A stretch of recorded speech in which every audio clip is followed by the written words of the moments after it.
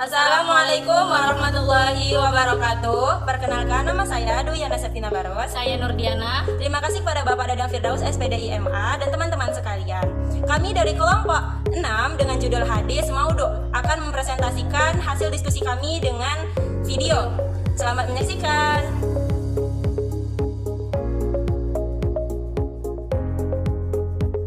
A. Pengertian hadis Maudhu. Al-maudhu adalah isim maf'ul dari wada'ah, yada'u, wada'an yang berarti meletakkan atau menyimpan. Al-iftira wa al-ikhtilaq mengada-ngada atau membuat-buat. Sedangkan menurut istilah, hadis yang disandarkan kepada Rasulullah SAW secara dibuat-buat dan dusta.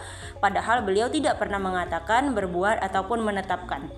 Jadi hadis maudhu adalah bukan hadis yang bersumber dari Rasulullah, akan tetapi suatu perkataan atau perbuatan seseorang dengan suatu alasan kemudian dinisbatkan kepada Rasul. Jadi ada beberapa ulama nih yang berbeda pendapat tentang kapan sih mulai terjadi pemalsuan hadis. Yang pertama menurut Ahmad Amin, dia menyatakan bahwa hadis maudhu telah terjadi pada zaman Rasulullah SAW masih hidup.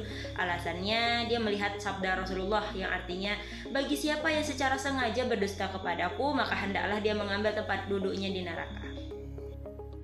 Lalu yang kedua itu adalah Salah al-Din al-Adlabi mengatakan bahwa pemalsuan hadis ini berkenaan dengan masalah keduniaan telah terjadi pada masa Rasulullah SAW. Alasannya dia membaca hadis riwayat At-Tahali dan At-Tabarani. Di dalam kedua hadis tersebut itu dinyatakan bahwa pada zaman Nabi ada seseorang yang telah membuat berita bohong dan mengatasnamakan Nabi. Yang ketiga ada jumhur ulama al-muhaddisin menyatakan bahwa pemalsuan hadis itu terjadi pada masa kekhalifahan Ali bin Abi Thalib. Menurut mereka keadaan hadis di zaman Nabi hingga sebelum terjadinya pertentangan antara Ali bin Abi Thalib dengan Muawiyah bin Abi Sufyan itu masih terhindar dari pemalsuan guys. Zaman Nabi jelas tidak mungkin terjadi pemalsuan hadis. Sedangkan pada masa kekhalifahan Abu Bakar As-Siddiq, Umar bin Khattab, Utsman bin Affan juga belum terjadi pemalsuan hadis. Hal ini dapat dilihat dari kegigihan dan hati-hatinya mereka terhadap hadis. Adapun latar belakang munculnya hadis maudhu, yang pertama pertentangan politik. Perpecahan umat Islam yang diakibatkan politik sangat terjadi pada masa kekhalifahan Ali bin Abi Thalib. Besar sekali pengaruhnya terhadap perpecahan umat ke dalam beberapa golongan yang kemunculan hadis-hadis palsu. Yang kedua, usaha kaum zindik. Kaum zindik termasuk golongan yang membenci Islam, baik sebagai agama ataupun sebagai dasar pemerintahan. Mereka tidak mungkin dapat pelampiasan kebencian melalui konfrontasi dan pemalsuan Al-Quran. Maka cara yang paling tepat yang mereka lakukan adalah melalui pemalsuan hadis dengan tujuan menghancurkan agama melalui dari dalam. Yang ketiga ada fanatik terhadap bangsa, suku, negeri, bahasa, dan pimpinan. Mereka membuat hadis palsu karena didorong oleh sikap ego dan fanatik buta, serta ingin menonjolkan seseorang bangsa, kelompok, atau yang lainnya. Yang keempat, pembuatan cerita dan nasihat. Mereka melakukan pemalsuan hadis ini guna memperoleh simpati dari pendengarnya dan agar mereka kagum melihat kemampuannya. Hadis yang mereka katakan terlalu berlebihan dan tidak masuk akal. Yang kelima, perselisihan mazhab dan ilmu kalam.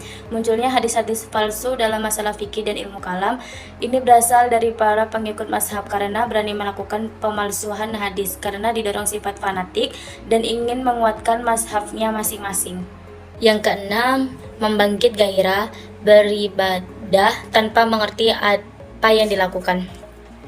Banyak di antara ulama yang membuat hadis palsu dan bahkan mengira usahanya itu benar dan merupakan upaya pendekatan diri kepada Allah serta menjunjung tinggi agamanya.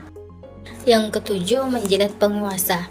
Di antara contoh yang dapat ditemukan dalam masalah ini adalah seperti yang dilakukan oleh Ghiyath bin Ibrahim ketika berhadapan dengan Khalifah Al-Mahdi di tahun 775 sampai 785 Masehi, salah seorang khalifah Bani Abbasiyah, karena mengetahui sang khalifah memiliki kegemaran mengadu merpati. Ghiyath menyampaikan hadis Nabi Muhammad dengan menambahkan kata yang berhubungan dengan kegemaran khalifah. Adapun Adapun motif-motif yang membuat hadis palsu, yaitu yang pertama ada karena sengaja, yang kedua ada yang tidak sengaja merusak agama, yang ketiga ada yang yakin bahwa membuat hadis palsu itu diperbolehkan, yang keempat ada yang karena tidak tahu bahwa dirinya membuat hadis palsu. Yang C,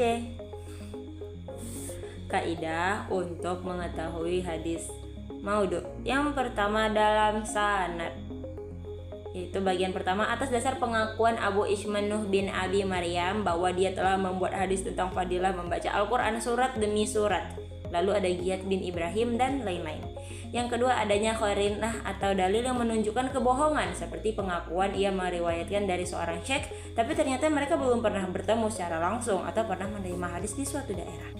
Yang ketiga meriwayatkan hadis sendirian, sementara diri rawi dikenal sebagai pembohong, sementara itu tidak ditemukan dalam riwayat lain, makanya demikian ini ditetapkan sebagai hadis maudhu.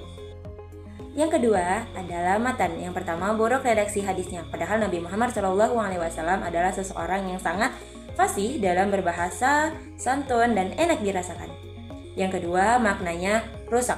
Yang ketiga matannya bertentangan dengan akal atau kenyataan, bertentangan dengan Al-Quran atau hadis yang lebih kuat atau ijma, seperti hadis yang menyebutkan bahwa umur dunia itu hanya sampai 7.000 tahun. Hadis ini bertentangan nih dengan Quran surat Al-A'raf ayat 187 yang artinya bahwa umur dunia itu hanya diketahui oleh Allah Subhanahu wa taala.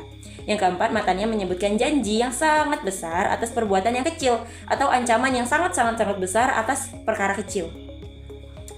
Yang kelima itu hadis yang bertentangan dengan kenyataan sejarah yang benar-benar terjadi di masa Rasulullah dan jelas tampak kebohongannya. Yang keenam, hadis yang terlalu melebihkan salah satu sahabat. Adapun upaya-upaya penyelamatan hadis ada 4. Yang pertama meliputi sistem penyandaraan hadis, yang kedua memiliki perawi hadis yang terpercaya, yang ketiga studi kritik rawi yang tepatnya lebih dikonsistenkan pada kejujuran atau kebohongan, yang keempat menyusun kaidah-kaidah umum untuk meneliti hadis-hadis tersebut.